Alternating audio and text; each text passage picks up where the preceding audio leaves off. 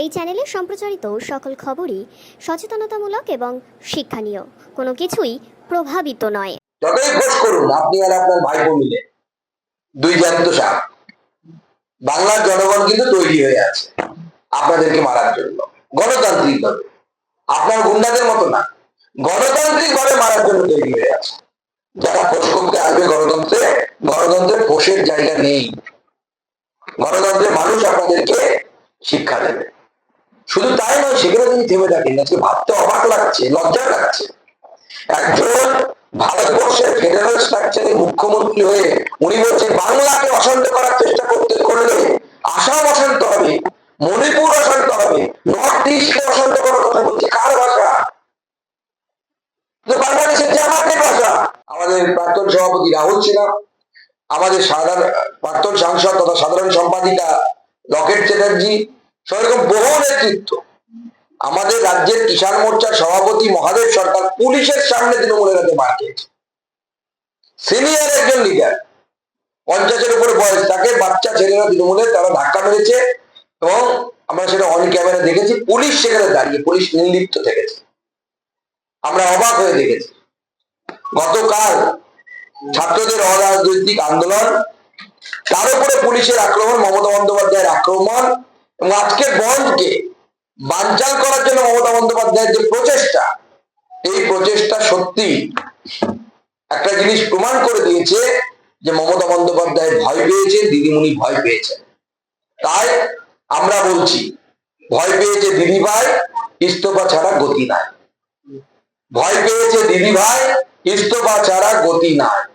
তাই মুখ্যমন্ত্রী এবার অনেক কথা বলছে, সাপের কথা বলছেন, ফোঁস করার কথা বলছেন, কথামৃত থেকে নিয়ে বলছে ফোঁস করতে, মানে নিজের হিংসাকে প্রভোগ করছে। হিংসা কার বিরুদ্ধে? বাংলার মানুষের বিরুদ্ধে। কারা আন্দোলনে নেমেছিল 14ই আগস্ট রাত্রিবেলা? বাংলার মহিলারা নেমেছিল। বাংলার মহিলাদের উপরে, বাংলার সাধারণ মানুষের উপরে, কালকে ছাত্র সমাজ এসেছিল, কোন রাজনৈতিক ব্যানার ছাড়া এসেছিলেন তারা। তাদের উপরে মুখ্যমন্ত্রী মমতা বন্দ্যোপাধ্যায় তার গুন্ডাদেরকে, তার হারমারদেরকে বলছেন যে এবার তোমাদের যা করার করো। অর্থাৎ প্রকারান্তরে তিনি হুমকি দিচ্ছেন যে বাংলার মানুষের উপর আক্রমণ করে বাংলার মানুষকে মারো, পেটো।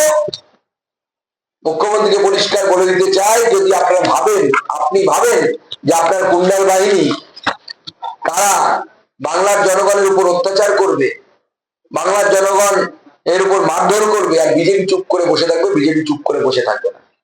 এই প্রথম আমরা দেখলাম একজন মুখ্যমন্ত্রী হয়ে সাংবিধানিক পদে বসে থেকে তিনি হুমকি দিচ্ছেন, দিয়ে বলছেন যে বাংলার মানুষের উপর অত্যাচার করার কথা তার কর্মীদেরকে বলছে, আর খোঁজ করার কথা বলছেন। কবি সুকুমার রায় হয়তো এনার কথা ভেবেই অতীতে লিখে গেছিলেন, সেই সাপ জ্যান্ত গোটা দুই আনত, সেই সাপ জ্যান্ত গোটা দুই আনত। বাংলাদেশ দুজনই সাপ এখন আছে, দেখতে পাচ্ছি আমরা। তবে তাদের জন্য কি ট্রিটমেন্ট হবে, জনগণ কি ট্রিটমেন্ট করবে, সেটাও কিন্তু বলে গেছেন কবি। তেরে মেরে ডান্ডা করে দিই ঠান্ডা। যারা ফোঁস করতে আসবে বাংলার জনগণ তাদের তেরে মেরে ডান্ডা করে দিই ঠান্ডা, এই মন্ত্র দিয়েই ট্রিটমেন্ট করবে। আমরা বসে আলোচনা করে ঠিক করব, এখনো আমরা আলোচনা করে ঠিক করি না। আগামী যে কার্যক্রম সেটা আলোচনা হয়েছে পার্টির ফোরামে। এই প্রপোজালটা গতকাল এসেছিল, গতকাল আমরা প্রাথমিক আলোচনা করেছি, যেটা শুভেন্দু আজকে বলেছেন, কিন্তু এখনো যেহেতু পুরো আন্দোলনের রূপরেখা গঠন হয়নি, সেই জন্য আমরা এই বিষয়টি নিয়ে এখন আমরা সামনে পুরোটা বলছি। পুরসভার চেয়ারম্যান চৈতন্য মঙ্গল যে নাটক, সেই নাটকটা বন্ধ করে দেওয়া হয়েছে, তার কারণ নাটকে আহ্বান ছিল যে চৈতন্য বলছেন ন্যায় বিচার অধিকারের জন্য হাজারো মানুষ রাস্তায় নামুন। কোথাও কি আর্যিকরের সঙ্গে মিলে যাচ্ছে? দেখুন, চৈতন্য মহাপ্রভুর এই যে নাটক বন্ধ করা আমার মনে করিয়ে দিচ্ছে বামফ্রন্ট আমলের শেষের দিকে বাদ্য বসুর নাটক বন্ধ করে দেওয়া হয়েছিল। সেই সময় নাটকের নামটা আমি ভুলে যাচ্ছি, কি খামার ছিল, পশু খামার নাটক বন্ধ করে দেওয়া হয়েছে। তো হিস্ট্রি রিপিটস ইটসেলফ, ইতিহাসের পুনরাবৃত্তি হচ্ছে। বাংলার মানুষ বামপন্থীদেরকেও আস্থা করে ফেলে দিয়েছে, ডাস্টবিনে ফেলে দিয়েছে। এই হারমাদদেরকেও ডাস্টবিনে ফেলবে যারা জোর করে শ্রী চৈতন্য মহাপ্রভুর এই নাটক বন্ধ করতে চান।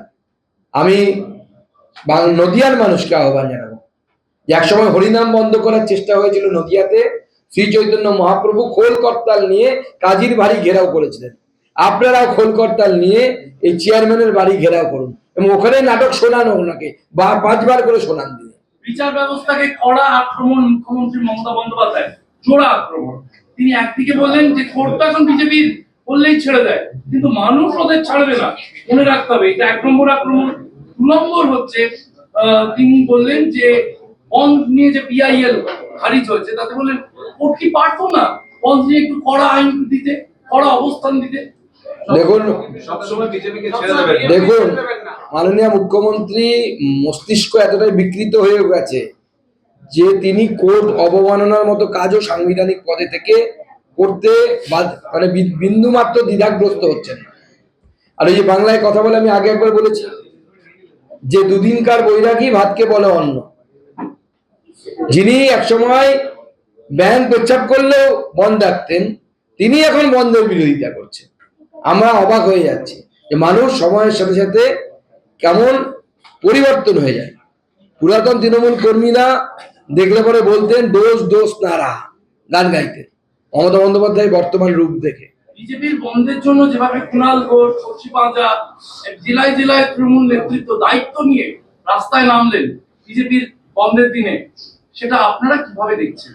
দেখুন মানুষ বুঝিয়ে দিয়েছে মমতা বন্দ্যোপাধ্যায়কে যে মমতা বন্দ্যোপাধ্যায় সরকারের দিন এই রাজ্যে আর বেশি দিন নেই। সেই জন্য একটা লাস্ট ডেসপারেশন যাকে বলে না, সেই ডেসপারেশন লাস্ট একটা প্রদীপ নেভার আগে দপ করে জ্বলে ওঠে, দপ করে জ্বলছে, নেভার টাইম এসে গেছে। একটা প্রশ্ন, সাংবিধানিক প্রধান, রাজ্যের সাংবিধানিক প্রধান রাজ্যপালকে তিনি কটাক্ষ করলেন যে আমি জানি রাজাবাবু কিছু করবেন না, যদি বিলে স্বাক্ষর না করেন আমাদের মহিলা মোর্চা বা মহিলারা রাজভবনের সামনে ধর্ণা দেবে। দেখুন রাজ্যপাল বিলে স্বাক্ষর করলে সেই আইন রাজ্যে আদৌ এখানে ইমপ্লিমেন্ট হতে পারে কিনা আমার যথেষ্ট সন্দেহ আছে।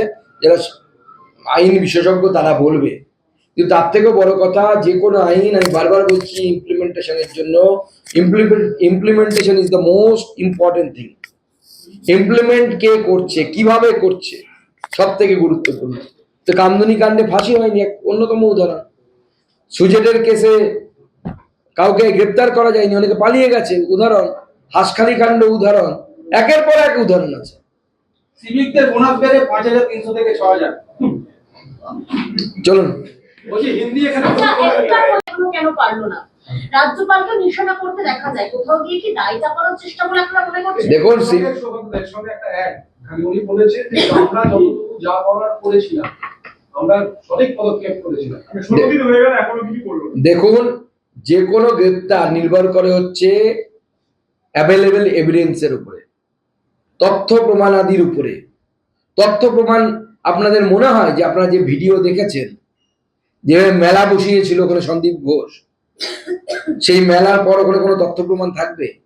দ্বিতীয় হচ্ছে যে বডি, যার মধ্যে সব তথ্য প্রমাণ সব থেকে বেশি ছিল, সেই বডিটাই তো পুড়িয়ে দিয়েছে নান্টু ঘোষ অ্যান্ড কোম্পানি মিলে। আর আমি তো অদ্ভুত হয়ে দেখলাম যে নান্টু ঘোষ সত্যি ক্ষমতাবান ব্যক্তি, তিনি দুটো বডিকে পার করে শুধু যে দেহ পুড়িয়েছেন তাই নয়, যেদিনই সুকান্ত মজুমদার সেই পরিবারের সাথে দেখা করতে চায়, দেখি নান্টু ঘোষের নির্দেশে সিপিএম সেখানে আন্দোলন শুরু করে। ভাবা যায় না যে একই নান্টু ঘোষ ওই জেলাতে সিপিএমও চালাচ্ছে, আবার তৃণমূলও চালাচ্ছে, আমার মৃতদেহ পোড়াচ্ছে। এইরকম ট্যালেন্টফুল লোককে ইমিডিয়েট ওই বঙ্গরত্ন কি সব শুরু হয়েছে দেওয়া উচিত মুখ্যমন্ত্রী। যেখানেই যদিনই সুকান্ত মজুমদার ওই পরিবারের বাড়ির সাথে দেখা করতে যাবে, হঠাৎ করে সেখানে সিপিএম এর আন্দোলন শুরু হয়, ঠিক ওই জায়গাটা মেন রাস্তায়। আমাকে আটকানোর চেষ্টা করেছিল, উল্টো দিক দিয়ে চলে গেছি, সেদিন প্রদীপ জ্বালালাম যেদিন, ধরতে পারেনি সিপিএম। কিন্তু অদ্ভুত ব্যাপার, নান্টু ঘোষের নির্দেশে এই আন্দোলন হচ্ছে, এটা একদম পরিষ্কার হয়ে যাচ্ছে। কিন্তু প্রথম দিন আমি যেদিন গেছিলাম, সেই সুজন চক্রবর্তীও সেখানে পৌঁছেছিলেন ভাষণ দিতে। আমি জানি না সুজন চক্রবর্তীর মতো নেতা নান্টু ঘোষের কথায় বসছে কিনা। এবং সিপিএম এরও প্রাক্তন কাউন্সিলর সেখানে ছিল, সাইন করেছে ওই মৃতদেহ পোড়ানোতে। তাও অতএব সেই প্রাক্তন কাউন্সিলর সিপিএম এর যে নান্টু ঘোষ এবং ওখানকার সিপিএম ডিওয়াইএফআই পুরো চক্র চলছে একদম। চক্র চলছে, চক্রান্ত চলছে। মাননীয় মুখ্যমন্ত্রী চক্রান্ত বলেন না, এখানে হচ্ছে আসল চক্রান্ত চলছে। মুখ্যমন্ত্রী বলছেন যে এফআইআর করে কারো কেরিয়ার নষ্ট করতে চাই না, আপনারা আন্দোলন ঘুর পথে ডাক্তারদেরকে হুমকি দিচ্ছে। এখন মুখ্যমন্ত্রী তার মেন্টাল স্টেবিলিটি হারিয়ে ফেলেছেন, বাংলার সাধারণ মানুষকে হুমকি দিচ্ছেন, ডাক্তারদেরকে হুমকি দিচ্ছেন, সরকারি কর্মচারীদেরকে হুমকি দিচ্ছেন, অফিসে যেতে হবে, না হলে এরকম চলবে না, হ্যান না ত্যান না। আমি মাননীয় মুখ্যমন্ত্রীকে বলতে চাই যে মাননীয় মুখ্যমন্ত্রী, আপনি যতই চেষ্টা করুন বাংলার মানুষ ভয় পাবে না। আর যাদের চাকরিগত সমস্যা হবে আমরা লিগ্যাল হেল্প করব তাদেরকে। প্রয়োজনে তাদের যদি কোনো ফিনান্সিয়াল ক্ষতি হয় বিজেপি সরকার আসার পর, তাদের সেই ক্ষতিপূরণের ব্যবস্থা করবে। কোনো সরকারি কর্মচারী যদি ইনক্রিমেন্ট আটকানো থেকে এই ধরনের কোনো পদক্ষেপ যদি নেওয়ার কোনো জায়গা নেই, আইনই নেই, আইনগতভাবে জায়গা নেই। যদি সরকার চেষ্টা করে তাহলে আগামী দিনে সেই সমস্ত ব্যক্তিকে বা সরকারি কর্মচারীদেরকে ইনসেন্টিভ দিয়ে সেইটাকে পূরণ করে দেওয়ার দায়িত্ব ভারতীয় জনতা পার্টির সরকারের। তার মানে উনি কেন্দ্রের বিরুদ্ধে বন্ধ হলে পরে উনি বন্ধকে সহযোগিতা করবেন নাকি? একই রূপে মানে একই শরীরে কত, একই অঙ্গে কত রূপ দেখবো, একই অঙ্গে এত রূপ দেখতে হলে তো মুশকিল। একদিকে নিজে বলছে বাংলায় তো বন্ধ হয় না, বাংলায় বন্ধ বেআইনি, আবার বলছেন কেন্দ্রের বিরুদ্ধে বন্ধ করুন। দু রকমের কথা কেন বলছি? যে কোনো এক ধরনের কথা বলুন। আরজি করের ঘটনার প্রতিবাদে দুটি বিরোধীদের কর্মসূচি অনুমতি পেল। একদিকে আপনারা 7 দিনের যে ওয়াই চ্যানেলে ধর্ণা, সেই কর্মসূচির অনুমতি পেলেন। অন্যদিকে প্রাক্তন লোকসভার বিরোধী দলনেতা অধীর রঞ্জন চৌধুরী আরজি করের ঘটনার জন্য মিছিল করতে চেয়েছেন, তাকে প্রথমে পুলিশ অনুমতি দেয়নি, তাকেও আদালতে গিয়ে অনুমতি নিয়ে আসতে হলো মিছিল করার জন্য। দেখুন, বিজেপি হোক, কংগ্রেস হোক বা অন্য কোনো রাজনৈতিক দল, কোনো রাজনৈতিক দলকে যদি গণতান্ত্রিক কোনো একটি রাজ্যে, কোনো একটি দেশে যদি আদালতে গিয়ে পারমিশন নিতে হয়, অতএব এটা প্রমাণিত হয়ে যায় যে সেই রাজ্যে গণতন্ত্র বলে কিছু নেই। আদালত আছে বলে গণতন্ত্র যতটুকু অবশিষ্ট থাকা ততটুকু আছে। কিন্তু প্রশ্ন হচ্ছে, একটি গণতান্ত্রিক দেশে, গণতান্ত্রিক রাজ্যে কেন্দ্রীয় নির্বাচন কমিশন দ্বারা রিকগনাইজ রাজনৈতিক দলকে তার গণতান্ত্রিক কর্মসূচি করার জন্য কেন আদালতে যেতে হবে? আদালতে যাওয়ার প্রয়োজনটা কি? কোনো প্রয়োজন তো নেই। মুখ্যমন্ত্রী কেন পারমিশন দিচ্ছেন? মুখ্যমন্ত্রী কেন আটকাচ্ছেন? এত চেয়ারের মোহ, এত চেয়ারের লোক। বন্ধ বিরোধিতায় পিআইএল খারিজ হয়ে গেল। আইনজীবী সঞ্জয় দাস, তিনি রাজ্যে যাতে বন্ধ না হয় তাই জনস্বার্থ মামলা করতে গিয়েছিলেন। তিনি আরো একটি মামলা করতে গিয়েছিলেন, একসাথে খারিজ হয়েছে। তা হলো অমৃতা সিনহার এজলাস থেকে পুলিশি নিষ্ক্রিয়তার মামলা সরিয়ে নিয়ে যাওয়ার জন্য পিআইএল। এই দুটি প্রধান বিচারপতির বেঞ্চ থেকে আজকে খারিজ করে দেওয়া হলো এবং 50,000 টাকা জরিমানা করা হলো ওই আইনজীবী। এই দেখুন, চটিচাটা আইনজীবী হবে, নিঘাত কোনো চটিচাটা আইনজীবী। এরা মার্কস বানানোর জন্য, পয়েন্ট বাড়ানোর জন্য এগুলো করে। ঠিক যেমন বিনীত গোয়েল পয়েন্ট বাড়ানোর জন্য এখন বিজেপি নেতাদেরকে গ্রেপ্তার করছে। যত বিজেপি নেতা গ্রেপ্তার করবে তত পয়েন্ট বাড়বে। আগামী দিনে রাজীব কুমারের জায়গায় তার যাওয়ার সম্ভাবনা বাড়বে, সেই টার্গেট নিয়ে করছে। মীনাক্ষী মুখোপাধ্যায় তিনি কলকাতা পুলিশ কমিশনারকে চিঠি দিয়েছেন যে পুলিশ তার শ্লীলতাহানি করেছে। অভিষেক গুপ্তার ছবি দিয়ে এটা ঘরোয়া গন্ডগোল, মাকুমুলের ব্যাপার। এর মধ্যে আবার অন্যদেরকে জড়াচ্ছে কেন? এটা মাকুমুল মেলে ঠিক করবে। আর স্বামী স্ত্রীর ব্যাপার, ঘরোয়া ব্যাপার। প্রায় 8 বছর পর এই উচ্চ প্রাথমিকে দেখুন, ওনার অনেক দিল্লি যাওয়ার শখ হয়েছে। আমি সিবিআই ইডির কাছে প্রার্থনা করবো তাড়াতাড়ি ওনার দিল্লি যাত্রা হোক। এত দিল্লি যাওয়ার শখ যখন। মুখ্যমন্ত্রী আজকে ছাত্র মঞ্চ থেকে যেটা বললেন, গতকালের ছাত্র সমাজের যে আন্দোলন হয়েছে এটা চক্রান্ত। দেখুন, যেভাবে গতকাল ছাত্র সমাজ কোনো রাজনৈতিক রং ছাড়া, কোনো রাজনৈতিক পতাকা ছাড়া, এবং সব থেকে বড় কথা কোনো রাজনৈতিক বড় নেতা ছাড়া যেভাবে রাস্তায় নেমেছিল, এতে মাননীয় মুখ্যমন্ত্রী ভয় পেয়েছেন, ভয়ে আছেন যে আগামী দিনে যদি আবার ছাত্র সমাজ এরকম কোনো বড় আন্দোলনের ডাক দেয় তাহলে মাননীয় মুখ্যমন্ত্রীর চেয়ারটা টলমলো করবে। এবং মাননীয় মুখ্যমন্ত্রীর তো সেই নীতি আছে, দেহত্যাগ না হলে পদত্যাগ নয়। তো স্বাভাবিক তিনি ভয় পাচ্ছে তার চেয়ারটা নিয়ে নিলে তার কি হবে, সেই ভয়ে তিনি এই কথা বলছেন। আর মাননীয় মুখ্যমন্ত্রীর বিরুদ্ধে সবাই চক্রান্ত করে। মানুষের খেয়ে দিয়ে কাজ নেই তো, চক্রান্ত করতে বলবে মানুষ। মাননীয় মুখ্যমন্ত্রী বুঝতে পারছেন না গোটা রাজ্যটাকে উনি নরক যন্ত্রণা দিয়ে নরকে রূপান্তরিত করেছেন। আজ যিনি আজকে কথা বলার সময় তার